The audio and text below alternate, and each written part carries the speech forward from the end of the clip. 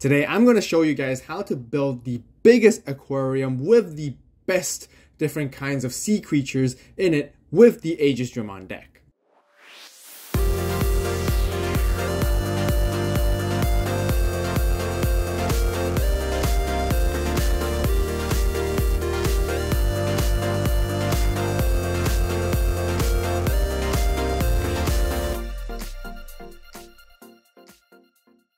Just before we get started with the video, I got something really cool to share with all you guys. If you haven't watched our newest Battle of series, then be sure to check that out as well. In our latest Battle of Cross Encounter episode, we spiced things up, where Sam and I actually partnered with each other for a tag team battle against our friends this time. This gave us a chance to showcase you guys a larger variety of decks in action, so be sure to check it out after this video too. Links will be included on the top right iCard and in the description box down below, so I'll see you guys there. Hello Digimon players and fans, welcome back to another brand new Digimon deck profile and in-depth building guide video. Aegisdramon is a brand new blue level 7 that came out from EX03. The deck has a going wide strategy and can potentially swarm the board by playing Digimon from your Digivolution sources with various effects. And many Digimon that are played from the sources provide extra value to help you gain other advantages and from their effects too. One of the coolest things about this deck is that it utilizes the good old G Metal Seadramon all the way back from BT2, and it actually has a very unique and special role for this deck when it comes to combos and controlling the board. However, there is a really important note, as there are quite a number of cards from this deck have been updated with the errata text to their effects, and they mainly consist of the missing traits that could be included from some of their effects, such as Aqua and Sea Animal. I will include a link in the description box down below for the errata list and the official link so you guys can check it out. The playstyle and goal of this deck is fairly straightforward. You build your stack and then try to use all the different kinds of effects to play as much Digimon as possible from your sources and swarm the board. Like always, I'll be including a how to play and combo guide segment after the deck profile to show you guys, and definitely stick around for that too. And if you guys enjoy deck profiles and guides like these, then be sure to give this video a like. Also, if you haven't done so yet, be sure to subscribe and turn on that notification bell if you guys want to see more videos on the channel as well. But with that out of the way, let's show you guys what we got for today's build. Okay, so to begin with our Digi-Egg cards, we got the 4 copies of the BT10 Bukamon. This is very interesting because this older Digi-Egg gets to finally see play in this deck, and it just fits very nicely because your turn once per turn, when you do play a Digimon from one of your Digimon's Digivolution cards, you get to gain a memory back, and that's what this deck is all about, playing stuff from your sources. So being able to do that and being able to have the consistency with the 4 eggs is really all you need. So let's now move into our rookies. First and foremost, we got 4 copies of the Crabmon. Now on play, one of your blue Digimon gets to gain jamming for the turn. And the second part of this effect is that when you do play this card via from the Digivolution sources, you actually get to add a blue Digimon that is level 5 or lower from your hand to one of the bottom of your sources, and then you can sort of cycle and continue combos going on. But yeah, Crabmon, 4 copies is definitely what you need. And then we have 4 copies of this old Gomamon from BT7 as well. On play, very simple, you get to draw 2 cards. Draw power is great, and potentially when you do get to play this guy from the sources, lots of value there, and you can just find your pieces and cycle through more. So 4 is also a must with that one. Next, we got 3 copies of Dracomon from the O4's Digimon Starter Deck. This one in particular helps you search on play, and you can grab yourself a Dramon. We actually have a lot of Dramons, especially moving towards to the top end of the deck, which really helps, and searching is just always very nice. And 3 copies is really all you need because you don't really need to maximize at 4, simply because you don't have a lot of Dramons, but you do have a decent amount to help you search. And that's also because, to round off our rookies, I like to play the 2 Modokis. You guys can add more quantities and up this count of this card if you guys really like to stop your opponents from gaining memory. This card is just generally a very good meta staple, but 2 has worked out for me. That's it for all of our rookies. Let's move into our level 4s. First and foremost, we got the brand new EX03 Aegisdramon. This one on plays lets you give one of your blue Digimon blocker until the end of your opponent's next turn. So once again, you always want to be on playing these guys, mostly from the sources. Otherwise, yeah, that's really all he is. He's a 5k DP. Next, we have 4 copies of Tobiomon. This is a very low cost Digimon to play, which is very nice. And mainly because we play this card is because it's a sea animal, so it synergizes with the whole archetype of the deck in general as well. And it's got a very cheap Digivolution cost, which is why we want to see more copies of this one, and we can play it via effects or hard play it and Digivolving it. Just very, very good card too. And then we have 2 copies of Coelamon. This one doesn't synergize with the archetype because it is a ancient fish, so you don't really get to play it via effects. However, it's a 1-cost Digivolve, which is very, very helpful. It is a blocker, and that's the main reason why we want to play it over here in this deck too. Then to round up, we have 2 Kumamons right here, just a hybrid for game mainly, and you get to strip sources when Digivolving. I find that stripping sources in this meta actually helps quite a bit, which is also very nice. You know, you can stop some inheritables, but whatnot. Really, otherwise, he is your substitute for Lobomon, so whatever on your preference is, you can either play Lobomon or Kumamon, but once again, stripping sources just seems to be a bit more valuable here in this current format. That's it for the level 4s. Now, let's talk about our level 5s. Right here, we got the 4 copies of Mega Seadramon. Mega Seadramon is very crucial because it is your main level 5 of the deck. When attacking, you may play 1 Digimon that is level 3 blue from one of your blue Digimon's Digivolution sources without paying its memory cost. This is where basically all your combos start coming in. And then it provides you a very good inheritable too, because when attacking, once per turn, you may play a level 3 Digimon from your Digivolution sources that is blue without paying its memory cost. So essentially exactly the same effect of its when attacking and providing an inheritable to do that. And you want to maximize 4 copies of this guy no matter what, because it lets you play the level 3s. And then next up, we got 3 copies of Waamon here. On play, you may play 1 level 3 Digimon card from one of your Digimon's Digivolution sources, and then without paying its memory cost. And if you do, you may place 1 blue Digimon card with no level restrictions from your hand underneath one of your other Digimons as sources to cycle again. And again, you really want to be just playing this card via an effect because 8 cost is a lot to pay, but sometimes it does come in clutch if you really need to make those plays to continue playing more again and again and again to go wide with this deck. And yeah, 3 copies of Waamon is really all you need there. Some of you guys may want to play 4 copies for consistency, but I don't feel like there was a need to. And I like to save 1 spot for this like little tech right here, which is Piranhamon. Piranhamon simply has rush and just synergizes greatly with this deck as well because it's an aquatic, so it can be played via some of the effects, especially like Aegisdramon, and then you can swing, make that extra check, make that extra swing to go for a game. And yeah, that's why a 1-of is really nice too. That's it for level 5s. Let's talk about our level 6s. 4 copies of the brand new Plesiomon from EX03. He does a bunch of stuff as well. So when Digivolving, you get to play a blue Digimon that's level 3 card or a level 4 or lower with aquatic in its traits, also including all the other sea animals and whatnots from the errata from one of your sources for free. And then you may place 1 blue Digimon card with no level restrictions once again underneath one of your Digimon, so that's very, very nice. Also, it has a inheritable as a level 6 because it's going to help synergize very greatly with your Aegisdramon. All turns, once per turn, when you do play a Digimon from a Digivolution card, you get to return one of your opponent's Digimon with the same level to the bottom of their deck. Bottom decking is super good once again, and yeah, when you do your combos with the top end with Aegisdramon, this comes in very, very handy. So you definitely want to see this guy most of the time 100% as well, and really key card when you're building your stack.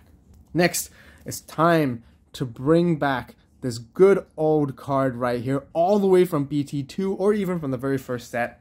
We got Metal Seadramon. So on play, you get to return up to 2 of your opponent's Digimon that's level 4 or lower back to their hand, trashing their sources. And then also your turn, this Digimon can be blocked by your opponent's Digimon with no sources. And this particular card, you're not really trying to Digivolve it ever, because the whole idea of this is to have it in your hand so then you can add it underneath one of your sources with either Plesiomon's effect or even Waamon's effect, so then you can actually then potentially play it from your sources and then bounce the whiteboards there, because it is a Metal Seadramon and it has a Seadramon in its name, which definitely helps for sure. So really, really cool to see once again that you can actually play this card and it's actually viable within a strategy. We're not done with level 6s. We actually still have 1 more. We got 1 Seadramon.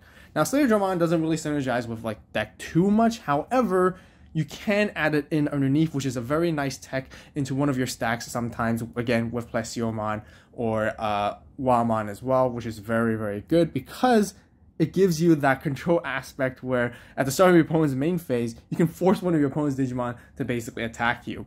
Otherwise, sometimes you very, very rarely would Digivolve into this guy, but sometimes you can, and then he can sort of like swing and then unsuspend and then swing again, which is quite okay. But again, it's just a very nice tech that to have.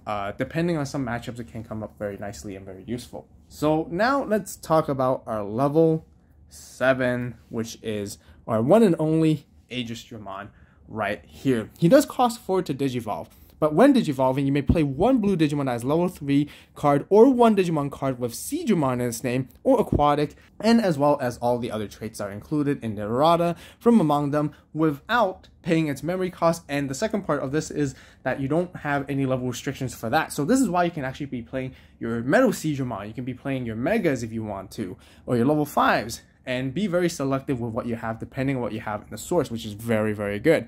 And then also opponent's turn once per turn, when your opponents play a Digimon card, it does not have to be via an effect, just simply hard play something.